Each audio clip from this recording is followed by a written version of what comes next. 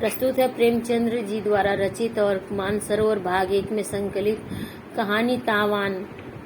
छकौड़ी लाल ने दुकान खोली और कपड़े के थानों को निकाल रखने लगा कि एक महिला 2 स्वयं सेवकों के साथ उसकी दुकान को छेकने आ पहुंची।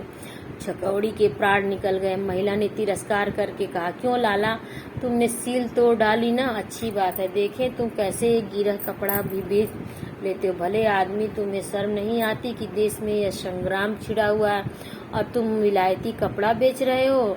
डूब मरना चाहिए। औरतें तक घरों से निकल पड़ी हैं, फिर भी तुम्हें लज्जा नहीं आती? तुम जैसे कायर देश में न होते तो उसकी जगह यह अधोगति न होती। छकौड़ी ने वास्तव में कल कांग्रेस की सील तोड़ डाली थी। यह तिरस्कार सुनकर उसने सिर नीचा कर लिया। उसके पास कोई सफाई न थी, जवाब न था। उसकी दुकान बहुत छोटी थी, ठेली पर कपड़े लगाकर बेचा करता था, यही जीविका थी। इसी पर वृद्धा माता, रोगड़ी स्त्री और 5 बेटे बेटियों का निर्वाह होता था। जब स्वराज्य संग्राम छिड़ा और सभी बजाज विलायती कपड़ों पर मुहरें लगवाने लगे तो उसने भी मुहर लगवा ली। 10-5 थान स्वदेशी कपड़ों के उधार लाकर दुकान पर रख लिए, पर कपड़ों का मेल न था, इसलिए बिक्री कम होती थी। कोई भूला भटका ग्राहक आ जाता तो रुपये 8 आने बिक्री हो जाती। दिन भर दुकान में तपस्या सी करके पहर रात को लौट जाता था। गृहस्थी का खर्च इस बिक्री से किया चलता। कुछ दिन कर्ज वर्ज लेकर काम चलाया, फिर गहने बेचने की नौबत आई। यहाँ तक कि अब घर में कोई ऐसी चीज न बची जिससे 2-4 महीने पेट का भूत सिर से टल जाता। उधर स्त्री का रोग असाध्य होता जाता था। बिना किसी कुशल डॉक्टर को दिखाए काम न चल सकता था।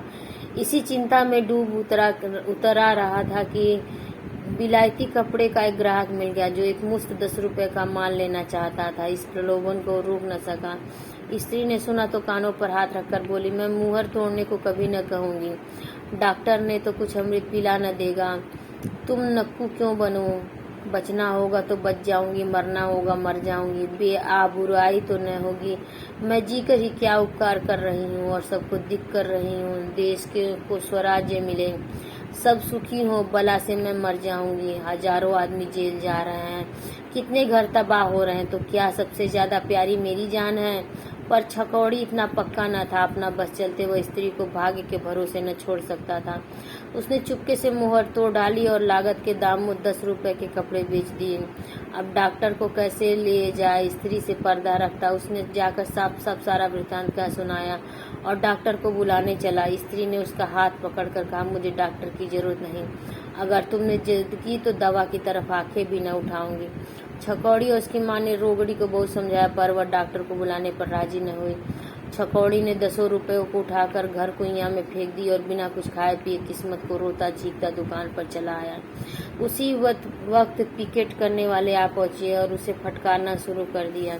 पड़ोस के दुकानदार ने कांग्रेस कमेटी में जाकर चुगली खाई थी। छकौड़ी ने महिला के लिए अंदर से लोहे की एक टूटी बेरंग कुर्सी निकाली और लपक कर उसके लिए पान लाया। जब पान खाकर कुर्सी पर बैठी तो उसने अपराध के लिए क्षमा मांगी। बोला, बहन जी, बेशक मुझसे अपराध हुआ, लेकिन मैंने मजबूर होकर मुहर तोड़ी। अब की मुझे मुआफी दीजिए, फिर ऐसी खता न होगी। देश सेविका ने थानेदारों के रौब के साथ कहा, यूं अपराध क्षमा नहीं हो सकता, तुम्हें इसका तावान देना होगा। तुमने कांग्रेस के साथ विश्वासघात किया है और इसका तुम्हें दंड मिलेगा। आज ही बायकाट कमेटी में यह मामला पेश होगा। छकौड़ी बहुत ही विनीत, बहुत ही सहिष्णु था, लेकिन चिंताग्नि में तपकर उसका हृदय उस दशा को पहुंच गया था जब एक चोट भी चिंगारियां पैदा कर देती थी। न कर बोला, तावान तो मैं न दे सकता हूँ, न दूंगा। हाँ, दुकान भले ही बंद कर दूं, और दुकान भी क्यों बंद कर दूं? अपना माल है, जिस जगह चाहूँ बेच सकता हूँ। अभी जाकर थाने में लिखा दूं तो बायकाट कमेटी के भागने की राह न मिले। जितना ही दबता हूँ उतनी ही आप लोग दबाती हैं। महिला ने सत्याग्रह शक्ति के प्रदर्शन का अवसर पाकर कहा, हाँ जरूर, पुलिस में रपट करो। मैं तो चाहती हूँ तुम उन लोगों को यह धमकी दे रहे हो जो तुम्हारे लिए अपने प्राणों का बलिदान कर रहे हैं। तुम इतने स्वार्थान्ध हो गए हो कि अपने स्वार्थ के लिए देश का हित करते तुम्हें लज्जा नहीं आती। उस पर मुझे पुलिस की धमकी देते हो। बायकाट कमेटी जाए या रहे, पर तुम्हें तावान देना पड़ेगा, अन्यथा दुकान बंद करनी पड़ेगी। यह कहते कहते महिला का चेहरा गर्व से तेजवान हो गया। कई आदमी जमा हो गए और सबके सब छकौड़ी को बुरा भला कहने लगे।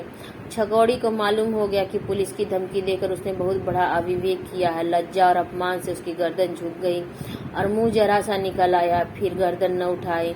सारा दिन गुजर गया और ढेले की बिक्री न हुई। आखिर हार कर उसने दुकान बंद कर दी और घर चला गया।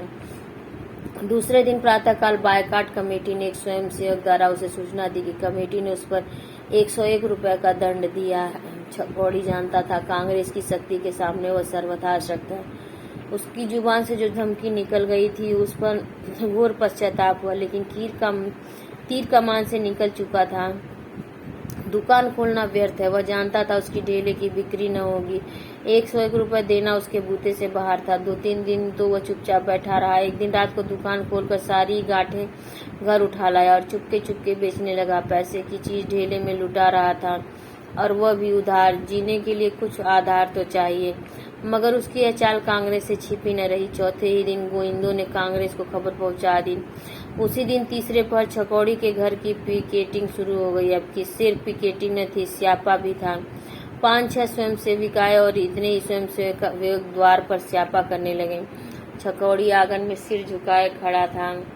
कुछ अक्ल काम न करती थी। इस विपत्ति को कैसे टाले। रोबड़ी स्त्री साहिबान में लेटी हुई थी। वृद्धा माता उसके सिरहाने बैठी पंखा झूल रही थी और बच्चे बाहर स्यापे का आनंद उठा रहे थे। स्त्री ने कहा, इन सबसे पूछते नहीं खाए क्या? छकौड़ी बोला, किससे पूछूं जब कोई सुने भी। जाकर कांग्रेस वालों से कहो हमारे लिए कुछ इंतजाम कर दें। हम अभी कपड़े को जला देंगे। ज्यादा नहीं, 25 रुपए ही महीना दे दें। वहाँ भी कोई नहीं सुनेगा। तुम जाओ भी या यहीं से कानून बघाड़ने लगे। क्या जाऊं, उल्टे लोग और हंसी उड़ाएंगे।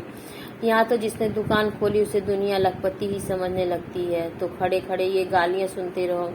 तुम्हारे कहने से कहो चला जाऊं, मगर वहाँ ठठोली के सिवा और कुछ न होगा। हाँ, मेरे कहने से जाओ। जब कोई न सुनेगा तो हम भी कोई और राह निकालेंगे।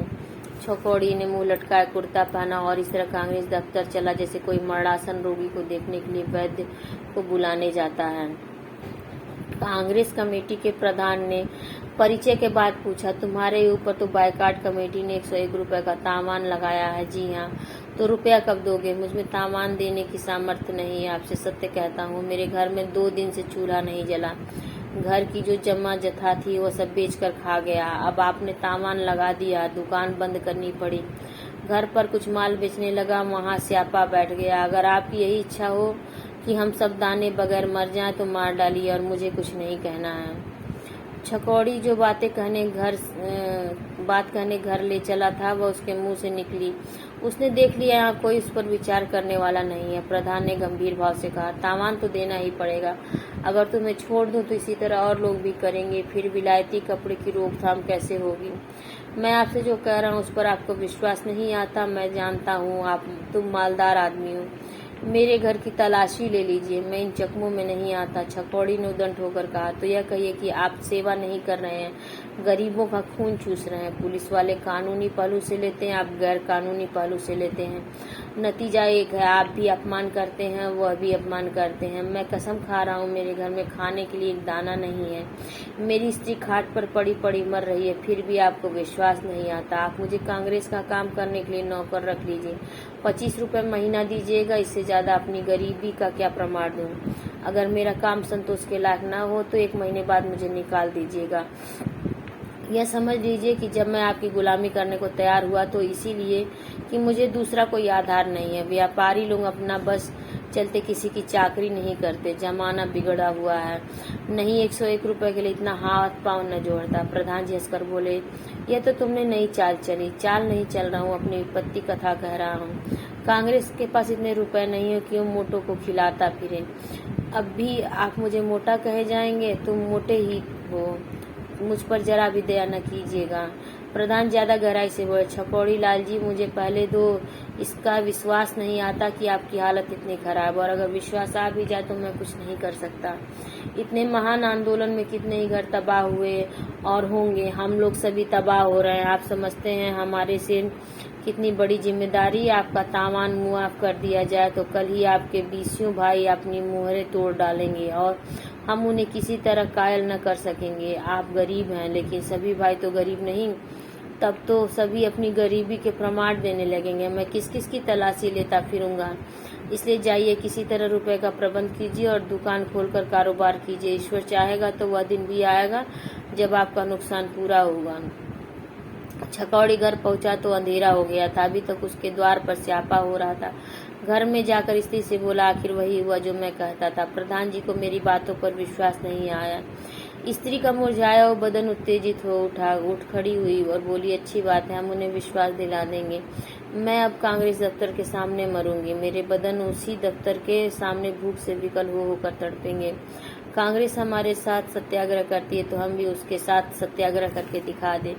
मैं इस मरी हुई दशा में कांग्रेस को तोड़ डालूंगी। जो अभी इतने निर्दयी है वो अधिकार पा जाने पर क्या न्याय करेंगे। एक इक्का बुला लो, खाट की जरूरत नहीं, वहीं सड़क किनारे मेरी जान निकलेगी। जनता ही के बल पर तो वह कूद रहे हैं। मैं दिखा दूंगी जनता तुम्हारे साथ नहीं मेरे साथ है। इस अग्निकुंड के सामने छकौड़ी की गर्मी शांत हो गई। कांग्रेस के साथ इस रूप में सत्याग्रह की कल्पना ही से वह कांप उठा।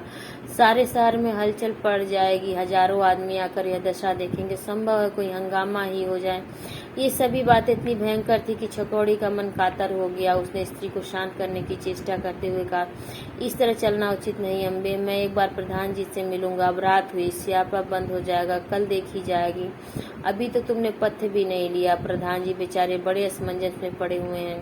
कहते हैं अगर आपके साथ रियायत कर दे तो कोई शासन ही न रहेगा। मोटे मोटे आदमी भी मुहरे तोड़ डालेंगे और जब कुछ कहा जाएगा तो आपकी नजीर पेश कर देंगे। अम्बा एक क्षण अनिश्चित दशा में खड़ी छकौड़ी का मुंह देखती रही, फिर धीरे से खाट पर बैठ गई। उसकी उत्तेजना गहरे विचार में परिणत हो गई। कांग्रेस की और अपनी जिम्मेदारी का ख्याल आ गया। प्रधान जी के कथन कितने सत्य थे यह उसमें छिपा न था। उसने छकौड़ी से कहा, तुमने आकर यह बात न कही थी। छकौड़ी बोला, उस वक्त मुझे इसकी याद न थी। प्रधान जी ने कहा है या तुम अपनी तरफ से मिला रहे हो? नहीं, उन्होंने खुद कहा, मैं अपनी तरफ से क्यों मिलाता। बात उन्होंने ठीक ही कही। हम तो मिट जाएंगे, हम तो यूं ही मिटे हुए हैं। रुपए कहाँ से आवेंगे? भोजन के लिए तो ठिकाना ही नहीं, दंड कहाँ से दें? और कुछ नहीं है, घर तो है, इसे रेहन रख दो। और अब विलायती कपड़े भूल कर भी नहीं बेचना, सड़ जाए कोई परवाह नहीं। तुमने सील तोड़कर आफत सिल ली। मेरी दवा दारू की चिंता न करो, ईश्वर की जो इच्छा होगी वही होगा। बाल बच्चे भूखे मरते हैं, मरने दो। देश में करोड़ों आदमी ऐसे हैं जिनकी दशा हमारी दशा से भी खराब है। हम न रहेंगे, देश तो सुखी होगा। छकौड़ी जानता था अम्बा जो कहती है वो करके रहती है, कोई उज्र नहीं सुनती। वो सिर झुकाए अम्बा पर झुंझलाता हुआ घर से निकलकर महाजन के घर की ओर चला। वो खत्म होती है ये कहानी।